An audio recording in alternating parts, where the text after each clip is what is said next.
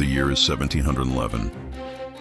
Rain lashes against the tall, Gothic windows of the nave, each drop tracing a fleeting path down the cold glass.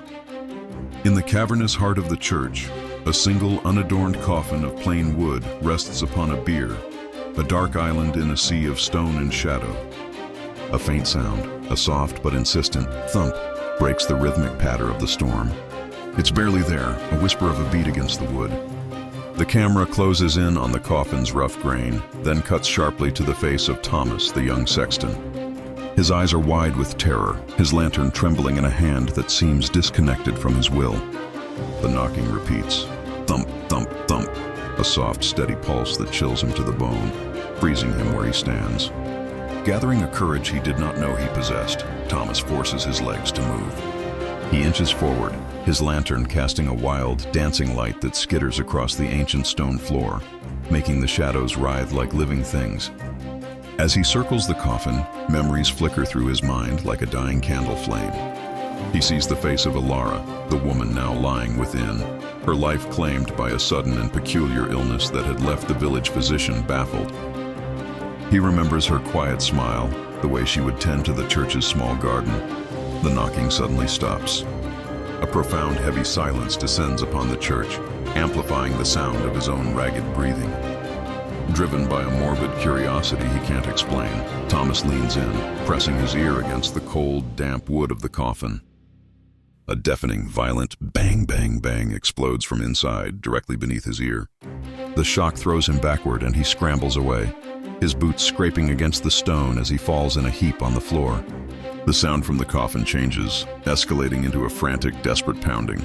A new noise joins the horrifying cacophony, the dry, rasping sound of fingernails scratching, clawing at the wood from within. The coffin's lid visibly shudders and jumps with the sheer force of the assault, the wood groaning under the strain. Thomas, gasping for air, scrambles to his feet. His terror is immense, but a sense of duty, a need to act, overpowers it. He spots a heavy iron crowbar left near a dusty toolbox and snatches it up. His hands tremble so violently he can barely maintain his grip as he stumbles back towards the coffin. He forces the pointed tip of the crowbar into the thin seam between the lid and the body of the coffin. The wood protests with a high, splintering groan as he puts his weight into the tool, leveraging it against the seal. As the pressure builds, the frantic knocking and the desperate scratching from inside abruptly cease. The sudden, unnatural silence is more terrifying than the noise that preceded it. Thomas takes a deep, shaky breath and heaves with all his might. A small, dark crack appears, widening as the lid begins to lift. In that moment of strained silence, a sound echoes from within the coffin, a sharp, clean, metallic click. It is the unmistakable sound of a small internal latch being carefully disengaged. The camera freezes on an extreme close-up of Thomas's face. His eyes, already wide with fear, stretch even wider as a new, dawning horror floods them. He realizes with chilling certainty that the thing inside was never trying to get out. It was inviting him in. The click, not a sound of splintering wood, but a clean, precise, mechanical sound. A lock disengaging from the inside. My blood ran cold. This wasn't a desperate escape. It was an invitation.